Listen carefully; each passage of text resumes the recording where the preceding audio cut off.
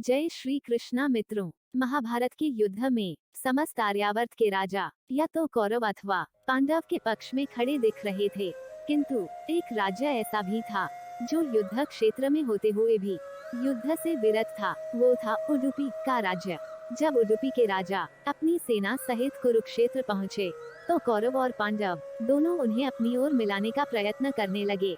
उडुपी के राजा अत्यंत दूरदर्शी थे। उन्होंने श्री कृष्ण से पूछा, हे माधव, दोनों ओर से जिसे भी देखो युद्ध के लिए लालायत दिखता है, किंतु क्या किसी ने सोचा है कि दोनों ओर से उपस्थित इतनी विशाल सेना के भोजन का प्रबंध कैसे होगा? इस पर श्री कृष्ण ने कहा, महाराज, आपने बिल्कुल उचित सोचा है। आपके इस बात को छेड़ने पर मुझे प्रतीत होता है कि आपके पास इसकी कोई योजना है।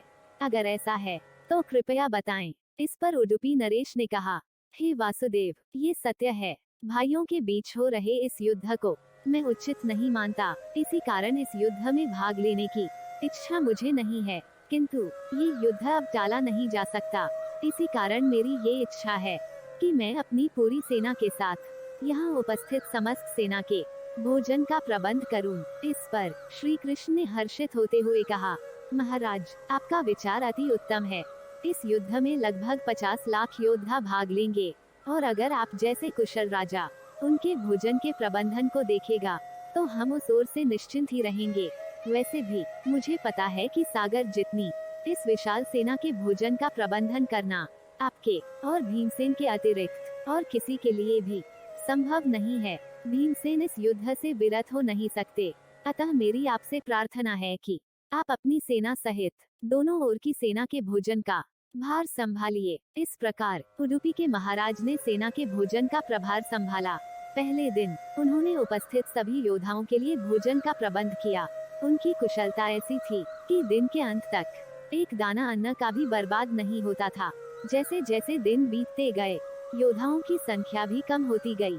दोनों ओर के योद्धा ये देखकर आश्चर्यचकित रह जाते थे कि हर दिन के अंत तक उडुपी नरेश केवल उतने ही लोगों का भोजन बनवाते थे जितने वास्तव में उपस्थित रहते थे। किसी को समझ नहीं आ रहा था कि आखिर उन्हें ये कैसे पता चल जाता है कि आज कितने योद्धा मृत्यु को प्राप्त होंगे, ताकि उस आधार पर वे भोजन की व्यवस्था करवा सकें। इतने विशाल सेना के भोजन का प्रबंध करना अपने आप में ही एक आश्चर्य था, और उस पर भी इस प्रकार की अन्न का एक दाना भी बर्बाद ना हो, ये तो किसी चमत्कार से कम नहीं था। अंततः युद्ध समाप्त हुआ और पांडवों की जीत हुई। अपने राज्याभिषेक के दिन आखिरकार युधिष्ठिर से रहा नहीं गया और उन्होंने उडुपी नरेश से पूछ ही लिया, हे महाराज, समस्त देशों के राजा हमारी प्रशंसा कर रहे हैं कि किस प्रकार हमने कम सेना होते हुए भी उस सेना को परास्त कर दिया जिसका नेतृत्व पितामह भीष्म, गुरु द्रोण और हमारे ज्येष्ठ भ्राता कर्ण जैसे महारथी कर रहे थे। किंतु मुझे लगता है कि हम सबसे अधिक प्रशंसा के पात्र आप हैं, जिन्होंने न केवल इतनी विशाल सेना के लिए भोजन का प्रबंध किया, अपितु ऐसा प्रबंधन किया कि एक दाना भी अन्न का व्यर्थ न हो पाया। मैं आपसे इस कुशलता का रहस्य जानना चाहता हूँ।